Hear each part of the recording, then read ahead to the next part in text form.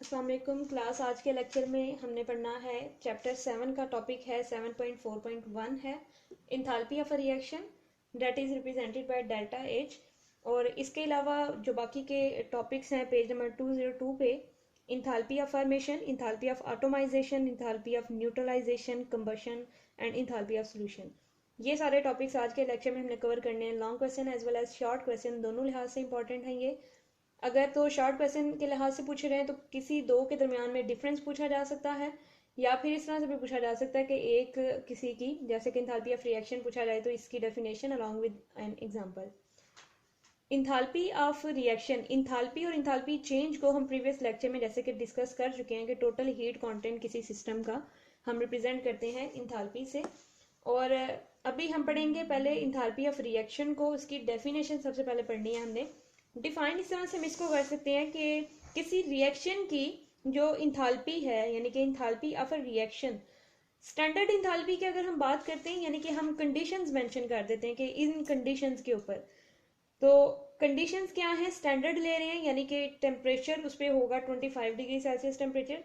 बहुत सारी जगहों पे हम स्टैंडर्ड टेम्परेचर 0 डिग्री सेल्सियस लेते हैं और 25 भी ले लेते हैं some time. So standard temperature यहाँ पर 25 डिग्री सेल्सियस, केल्विन स्केल में 298 केल्विन बनता है, और एटमॉस्फेरिक प्रेशर 1 atm।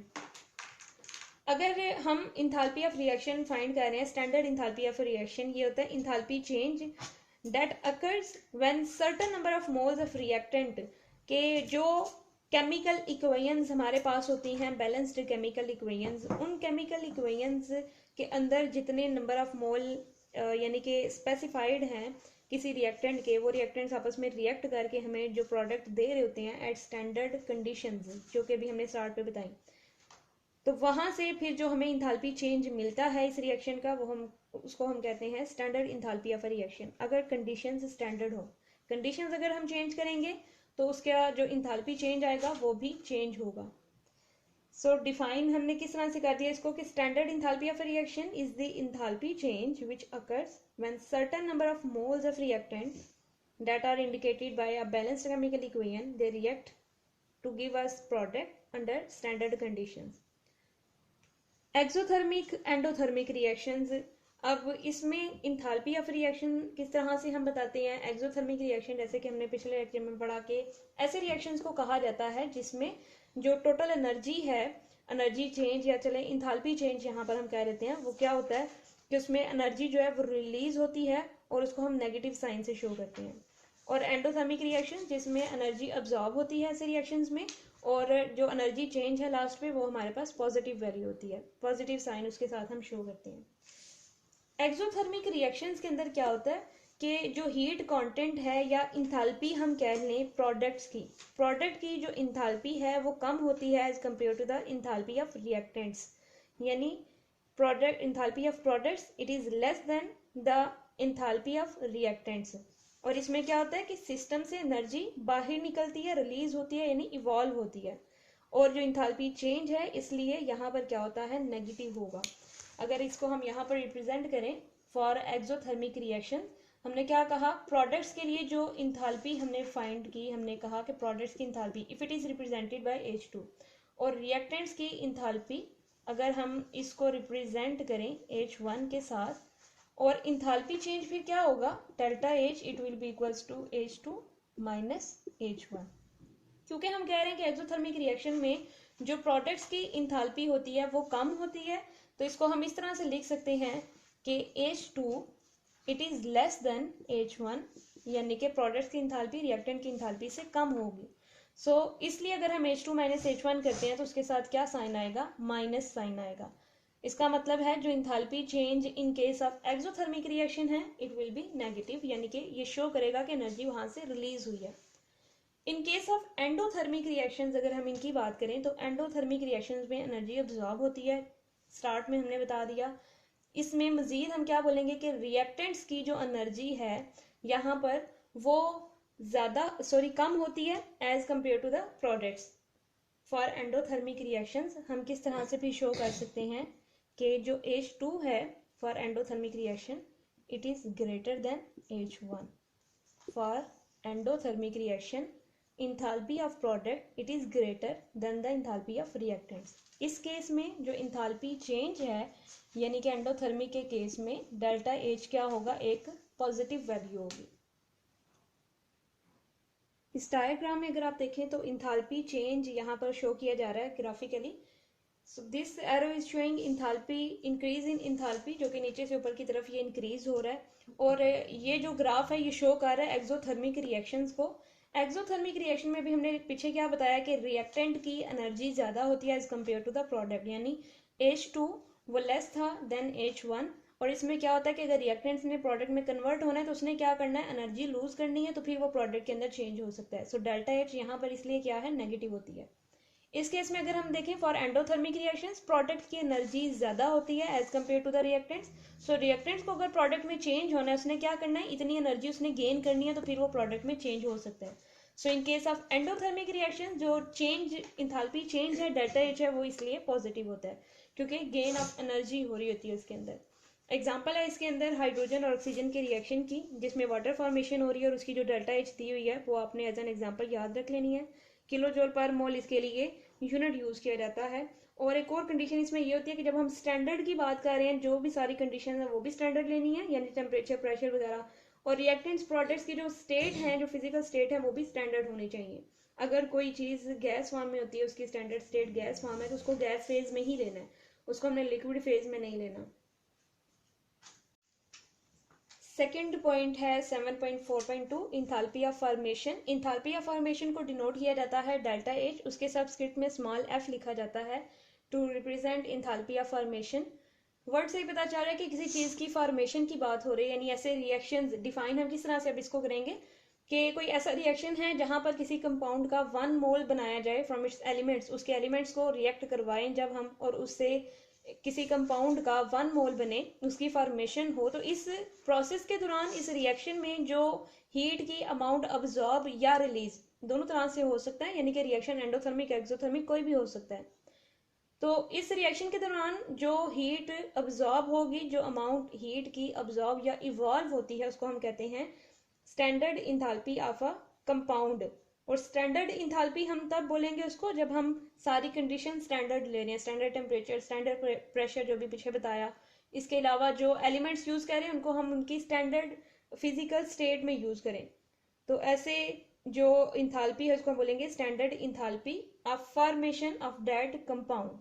पॉजिटिव भी हो सकती है वो, नेगेटिव भी हो सकती है। अब यहाँ पे जो एग्जाम्पल है जैसे कि मैग्नीशियम, उसको उसकी स्टैंडर्ड स्टेट में लिया जा रहा है, सॉलिड स्टेट में रिएक्ट कर रही है ऑक्सीजन के साथ, स्टैंडर्ड स्टेट है उसकी गैस, रिएक्शन हुआ दोनों एलिमेंट्स के दरमियान में और कंपाउंड कौन सा बना, magnesium oxide.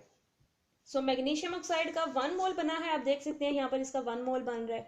So when 1 mole of a compound is formed from its elements, और इस रिएक्शन के दौरान जो हीट की अमाउंट ऑब्जॉर्ब या इवॉल्व हुई, इस केस में इवॉल्व हो रही है क्योंकि यहाँ से आप देख सकते हैं कि जो वैल्यू है वो नेगेटिव आ रही है। इसका मतलब है कि ये एक्सोथर्मिक था और इसमें हीट रिलीज हुई है, इवॉल्व हुई है।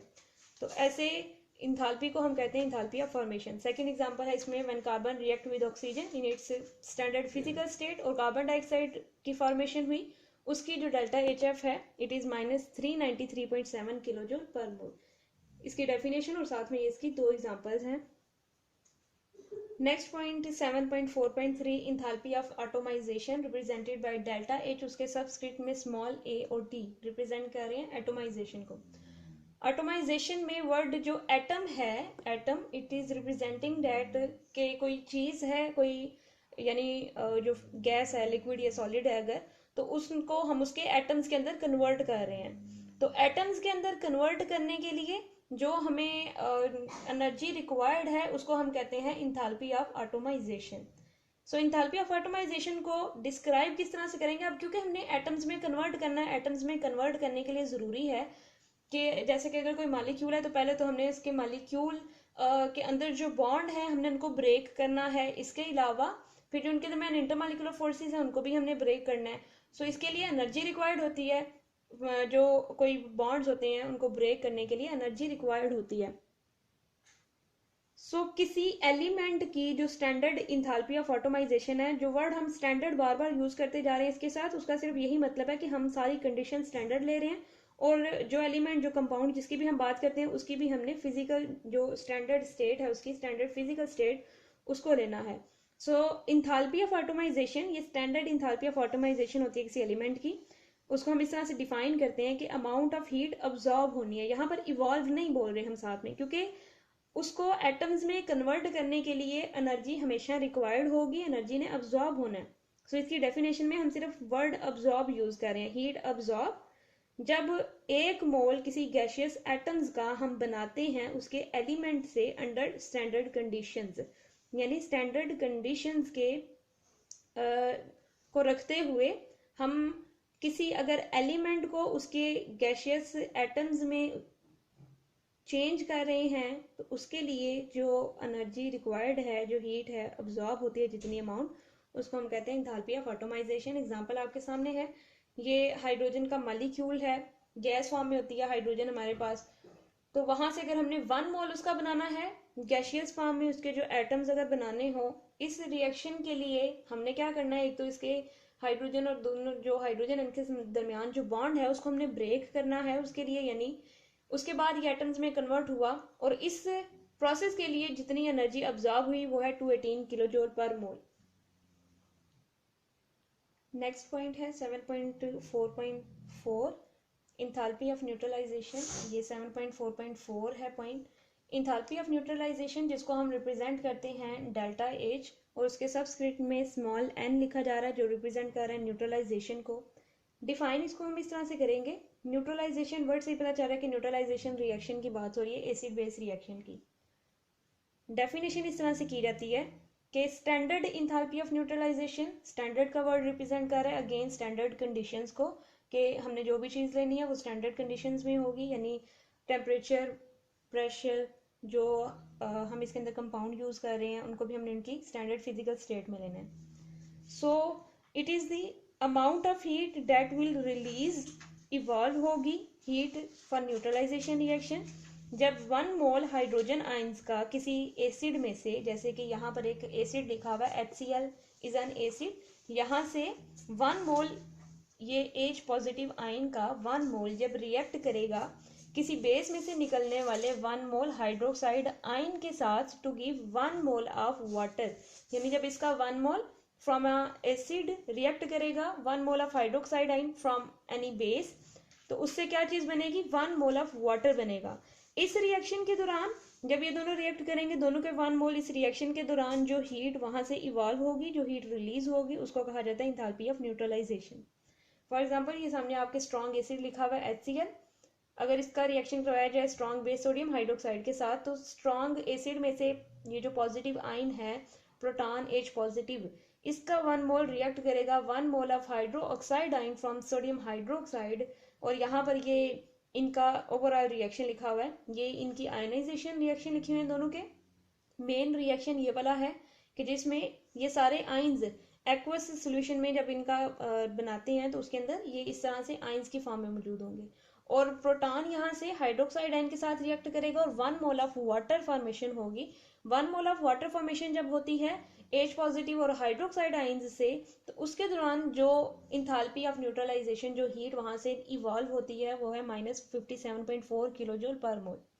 अगर हम स्ट्रॉन्ग एसिड और स्ट्रॉन्ग बेस लेते हैं कोई भी, तो उस केस में हमेशा अप्रोक्सीमेटली ये जो वैल्यू है इंथैल्पी ऑफ न्यूट्रलाइजेशन की, वो हमेशा यही होती है। यानी कि अगर इनकी जगह हम कोई और एसिड और कोई और बेस ले लें, अगर वो स्ट्रॉन्ग एसिड और स्ट्रॉन्ग बेस है, तो वहां से भी प्रोटॉन और इस तरह से हाइड्रोक्साइड आयन रिएक्ट करेंगे, वाटर फॉर्मेशन होगी, इसका 1 मोल जब बनेगा, यानी सारी चीजें हम वही लें स्टैंडर्ड कंडीशंस पे, तो इतनी ही जो हीट है वो इवॉल्व होगी वहां से 57.4 किलो जूल पर मोल।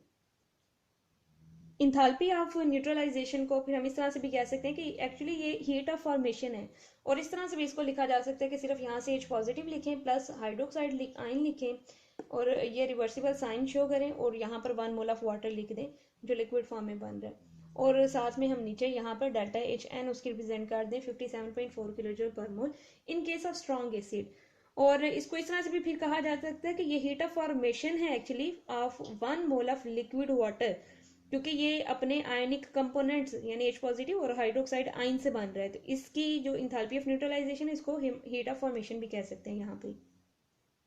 नेक्स्ट पॉइंट है page number 203, 7.4.5 enthalpy of combustion represented by delta H. उसके सबस्क्रिप्ट में स्मॉल सी रिप्रेजेंट कर रहा है कंबशन को।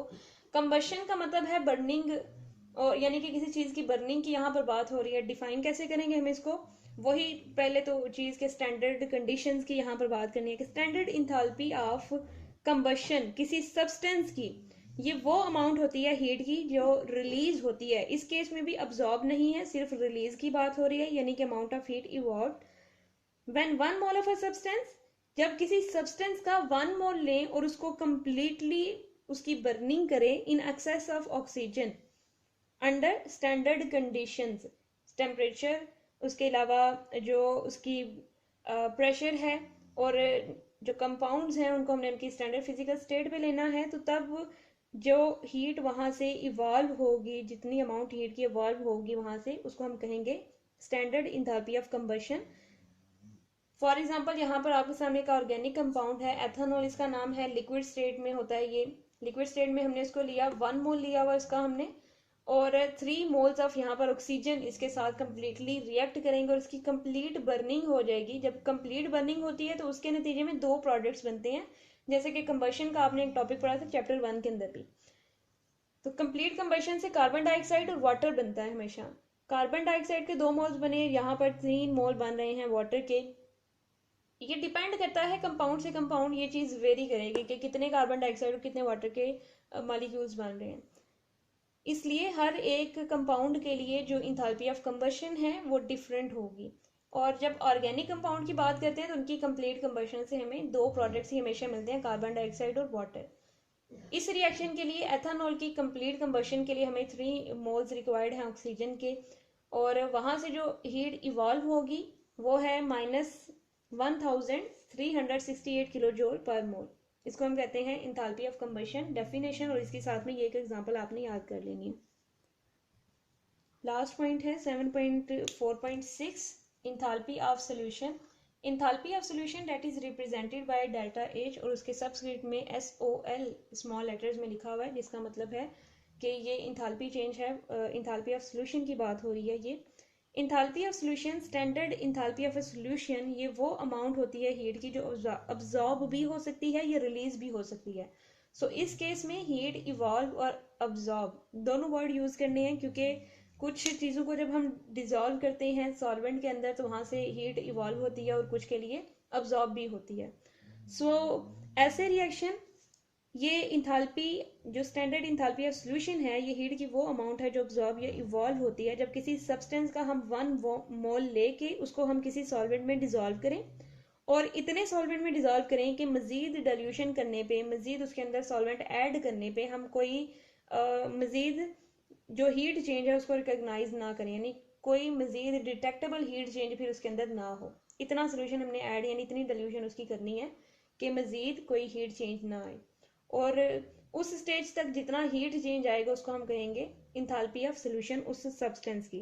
दोबारा से डिफाइन कर देती हूँ इसको, standard enthalpy of a solution, it is the amount of heat that is absorbed और रिलीज, या फिर इवॉल्व भी कह सकते हैं, when 1 mole of a substance it is dissolved in so much solvent that further dilution results in no detectable heat change, कि मजीद कोई heat change ना आए तब तक हमने उसके अंदर सॉल्वेंट ऐड किया उस सब्सटेंस के 1 मोल में, तो वहां से जो हमें हीट मिलेगी वो होगी enthalpy of solution. For example in case of ammonium chloride, जैसे कि एग्जाम्पल यहाँ पर लिखी हुई है, अमोनियम क्लोराइड के केस में जो इसकी इंथैल्पी ऑफ सॉल्यूशन है, standard enthalpy of solution, standard conditions आपको पता है कि इसका क्या मतलब है। सो उसको रिप्रेजेंट करने के लिए हम इसके सबस्क्रिप्ट में ये नोट शो करते हैं। सो अमोनियम क्लोराइड की जो इंथैल्पी ऑफ सॉल्यूशन है वो पॉजिटिव साइन है उसके साथ, और इससे पता चल रहा है यहाँ से हमें कि हीट अब्जॉर्ब हुई है, वो है 16.2 किलो जूल पर मोल। जबकि सोडियम कार्बोनेट की, इन case of Na2SO3 sodium carbonate की जो हीट ऑफ सॉल्यूशन है, जब इसको सॉल्वेंट में हम डिसॉल्व करते हैं तो वहां से हीट रिलीज हुई है -25 किलो जूल पर मोल। इस केस में हमें पता चल रहा है ये जो सेकंड केस है यानी सोडियम कार्बोनेट का, यहाँ से हमें क्या चीज पता चल रही है कि टेम्परेचर जो सॉल्वेंट का है वो राइज करेगा। राइज क्यों कर रहा है? क्योंकि ये एक एक्सोथर्मिक रिएक्शन है, माइनस साइन जिसके साथ आता है उससे हमें पता चलता है कि एक्सोथर्मिक रिएक्शन है। और एक्सोथर्मिक रिएक्शन में हीट रिलीज होती है। जब इसको सॉल्वेंट में डिजोल्व करने पे जो हीट रिलीज हुई उसको ऑब्जॉर्व किसने किया? सॉल्वेंट ने। सो सॉल्वेंट का टेम्परेचर इंक्रीज होने से हमें पता चला कि यहाँ से एनर्जी रिलीज हुई है। और जब क्या होता है कि सराउंडिंग से उसके अंदर एनर्जी ऑब्जॉर्व हुई तो उससे क्या होगा? सराउंडिंग के अंदर जो हीट है वो ऑब्जॉर्व हो फ्रॉम द सराउंडिंग, वो इंडिकेट करेगा by the cooling of solvent. उससे हमें पता चलेगा कि एनर्जी क्या हुई है? ऑब्जॉर्व हुई है। एंडोथर्मिक प्रोसेस है। अभी तक हमने इस चैप्टर के जितने भी टॉपिक्स पढ़े हैं उनसे रिलेटेड है क्वेश्चन नंबर 4, 5 और 7 फ्रॉम एक्सरसाइज। इनको आपने देखना है, इनके अकॉर्डिंग आपने ये जो हमने अभी तक जो चैप्टर पढ़ा है, जितना हिस्सा चैप्टर का पढ़ा है उसको आपने याद करना है अच्छे तरीके से। क्वेश्चन नंबर 5 को आपने, ये जो आज का आपने सारा टॉपिक पढ़ा है वो क्वेश्चन नंबर 5 के लिहाज से इसको याद करें।